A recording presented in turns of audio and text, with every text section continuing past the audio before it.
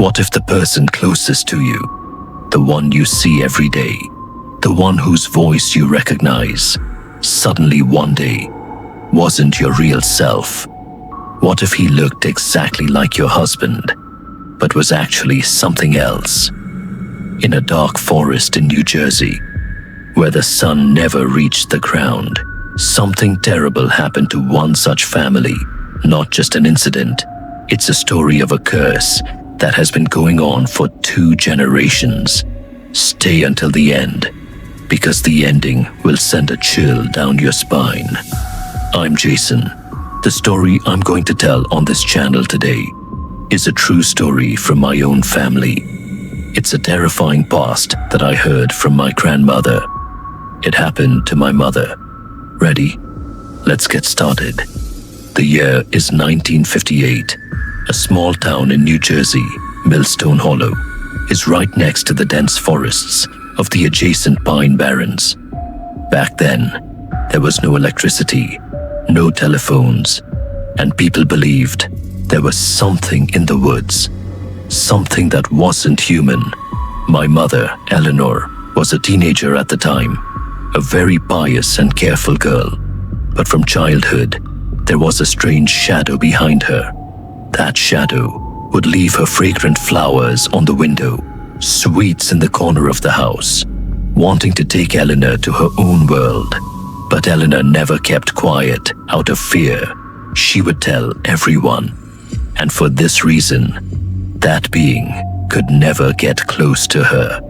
After a few days, everything seemed to calm down. Everyone thought that what had happened was over, but this was only the beginning. Eleanor married William. Only a month had passed since the marriage. One night, Eleanor went to get water from the small canal in front of the house. On her way back, she saw William walking behind her, stopped at the boundary of the house. He did not go inside. Returning home, Eleanor asked, "Why were you standing outside? I called. Why didn't you answer?" William was surprised and said, "I was in town since evening. I didn't come home." Eleanor's blood ran cold. So who was the person she had seen? Everyone dismissed her words. It must be a mistake. But Eleanor knew that it was not a mistake. A few days later, there was a bent tree by the pond behind the house. At night, while washing the dishes, Eleanor saw a shadow figure sitting on the branch of the tree crying, saying, "Mother, save me. They will take me away." She ran into the house. She was shaking with fear all night. 2 years passed almost peacefully. Only some small events, cooked fish kept outside, pie, would suddenly disappear. Then came the real nightmare. Eleanor's first child was born dead. There was not a drop of blood in the body. The umbilical cord was cut. The family thought it was an accident. But the next year, the same thing happened again. During her pregnancy, Eleanor had the same nightmare every night. A figure standing in the distance, a beautiful baby in her arms. As soon as Eleanor approached, the figure would suddenly bite the baby's head. Blood would spurt out into her face. She would wake up screaming every time. William finally called an old spiritual healer from the area, whom everyone called Father Elias. Father Elias' face turned black as soon as he entered the house. He closed his eyes and sat silent for a long time when he heard Eleanor's name. Then, when he opened his eyes, William could not speak, because Father Elias knew all the events that William himself had never told anyone. No one except his own family knew about these things. "It's not your problem," Father Elias said. "It's the work of a group of evil beings who set their sights on your wife 3 years ago. They won't let you have any descendants. They've already killed your 2 children because they wanted your wife, but her faith was so strong that they couldn't harm her. So they chose her children out of anger. And know this, the forest across the canal in front of this house is their home. Father Elias prayed around the house with some amulets and stopped everything. For the next 12 years, no problems. Time moved forward to 1970. Eleanor and William had 9 children. Life seemed to have returned to normal. Everyone had almost forgotten the old nightmare. But one day, Eleanor noticed she had lost that old amulet. When she went to get a new one, it was discovered Father Elias had died a long time ago. This was perhaps the biggest mistake of their lives. A few days later, an invitation came from Eleanor's nun's house at the other end of the canal. It was decided only the girls would go. No men would go with them. Even before boarding the boat, Eleanor could sense the presence of something. She asked everyone to pray. After the invitation, it was night as they were returning. The boat got stuck as the tide began to ebb in the canal. The boatman said, "We can't go any further. We have to walk." And from here, the real night of terror began. While walking, Eleanor saw 4 or 5 black shadows behind her. As she looked back, they disappeared into the air. An unusual splashing sound was heard in the canal water, as if something big was jumping. A dense cedar forest lay ahead. 4 or 5 pairs of eyes were shining in that darkness. As she got closer, a terrible murmur came from, not human, not animal. Everyone started praying.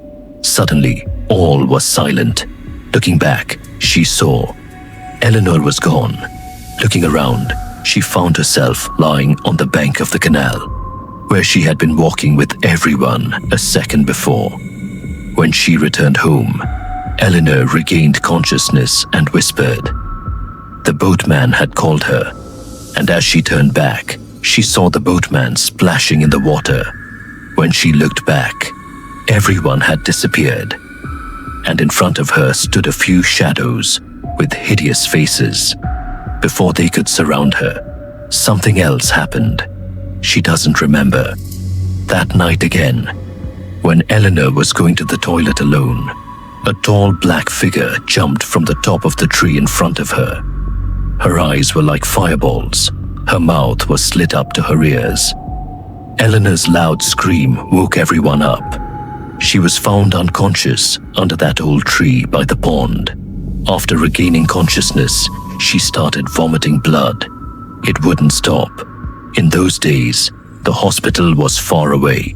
There was no road, no phone. The family could do nothing but pray. Just before dawn, Eleanor left everyone forever. 65 years later, 2024. The story could have ended here, but it didn't.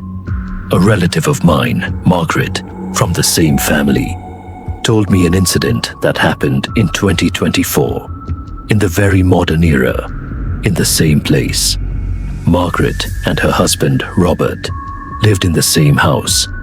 One morning, Robert left to go to the market. It was about a 45-minute walk from home, and 2.5 hours to get back. Margaret went to bed and stretched out a little.